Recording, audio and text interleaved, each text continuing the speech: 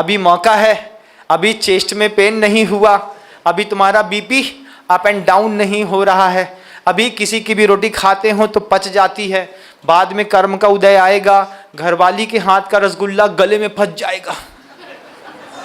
क्या हुआ? बहुत मुलायम बनाया था महाराज, यहीं अटक गया। हमने कहा यहाँ से कहाँ जा रहा है? उसको नीचे जाना था लेकिन यहाँ खिसक रहा है महाराज। अब जब यहाँ का रसगुल्ला यहाँ खिसकेगा ना, तो कितना भी खोबे का मुलायम रसगुल्ला हो, उसको निकलवाने में कम से कम 2 लाख लगेंगे। तो इससे अच्छा वो रसगुल्ला यहाँ से सीधे यहाँ जाए और वहाँ से जहाँ जाना है वहीं चला जाए तो सौभाग्य है। और नहीं तो फिर जो पैसा मंदिर में लगने वाला था वो पैसा कहाँ लग गया? डॉक्टर के घर में। तो समय है भैया, समय है, संपत्ति है, शरीर है, शब्द है, धर्म में लगाते चलो। एक बार संकल्प कर लो, मेरे घर में पैसा बढ़ेगा, अपनी पत्नी और अपने बच्चों को साथ में लेकर के एक क्षेत्र की वंदना में 4 दिन तो लगा ही दूंगा। और जब तुम थक जाओ तो फिर तुम हमारा बात अपनाना। गुरु की 3 परिक्रमा लगाई, गिरनार हो गया। गुरु की 3 परिक्रमा लगाई तो सम्य शिखर की वंदना हो गई। जितनी बार मैं गुरु जी की वंदना करता था इस तरीके से, एक बार आचार्य जी ने कह दिया। एक बार जब हम लोग पथरिया में थे, पथरिया के पास वो नैनागिरी है ना, 15-20 किलोमीटर था वहाँ से, तो आचार्य जी ने सबको भेज रहे थे नैनागिरी की वंदना के लिए। और आचार्य जी ऐसा देख रहे थे, आचार्य जी ताड़ रहे थे, सबसे पहले देखना चाह रहे थे कौन कौन है जिसको इधर छोड़ करके नैनागिरी जाने का भाव हो रहा है। तो मैं आचार्य जी को दूर से ऑब्जर्व कर रहा था। मैंने कहा बाबा जो है आशीर्वाद तो देगा लेकिन मन में धारणा कुछ बनाएंगे जरूर। तो जब सबके आशीर्वाद हो गए, सबका आशीर्वाद दे दिया, फिर आचार्य जी ने ऐसे किनारे देखा, ऐसे करते हैं। हमने कहा हम न जाएंगे, हम यहीं ठीक हैं। तो आचार्य जी बड़े उसके बोलते हैं ये इतना आलसी है, ये कहीं नहीं जाता।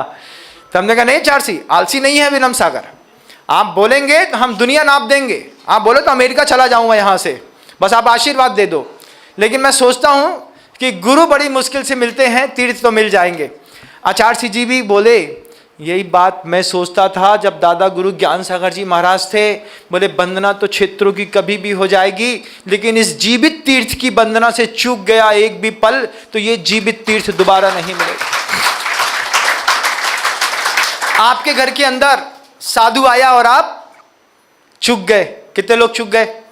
समाज तो और बड़ी होगी लेकिन बहुत सारे चूक गए। उनसे बोलिएगा शाम को नहीं चूकना भैया, दोपहर में नहीं चूकना भैया, कल सुबह फिर नहीं चूकना भैया।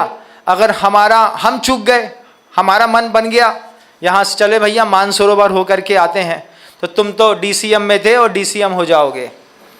DCM एक शब्द होता है पैथोलॉजी में भी, उसके भी टेस्ट होते हैं। डेमेडिकल क्रिमिकल मेडिकल मेडिसिन्स के कुछ टेस्ट होते हैं। शरीर में खुजली हो जाती है, दिन भर ऐसा ऐसा खुजाता रहता है, ऐसा ऐसा खुजली चल रही है, फिर यहाँ खुजाएगा, खुजली चल रही है, फिर खुजली चल रही है। तो जो डर्मोलॉजी के होते हैं उसको भी DCM कहते हैं। तो हमने कहा ये DCM वो वाला DCM तो नहीं है? तो हमने कहा नहीं महाराज, ये वो DCM नहीं है, ये ना डिप्लोमेटिक DCM है, ये डिसेंट DCM है। अगर डिसेंट DCM है तो हम डिसेंट DCM वालों को देख लेते हैं। आज का पहला संवाद का सूत्र है कि गुरु मिले तो चूकना मत, क्योंकि जैसे वो सेठ चूक गया, 6 मुनिराज रिद्धिधारी उसके आंगन से होकर के गए, उसकी श्रद्धा छूट गई। जब तुम अपनी बच्ची किसी को देते हो तो श्रद्धा के बल पे ही तो देते हो कि नहीं? लड़की की शादी करी, क्या थी? विश्वास है अच्छे से रखेंगे, क्या जानते तुम सामने वाले के ऊपर। जब तुम अपनी लड़की देते हो श्रद्धा के बल पर देते हो, तुम दुकान खोलते हो तो श्रद्धा के बल पर तो खोलते हो, विश्वास है महाराज चलेगी बहुत। ऐसे ही जब धर्म किया जाता है वो भी श्रद्धा के बल पर ही किया जाता है। ये वही रिद्धिधारी मुनिराज हैं, एक जैसा चेहरा, युगल मुनिराज थे, वे युगलिया पुत्र थे, ट्विंस पैदा हुए थे, एक जैसे दिख रहे थे।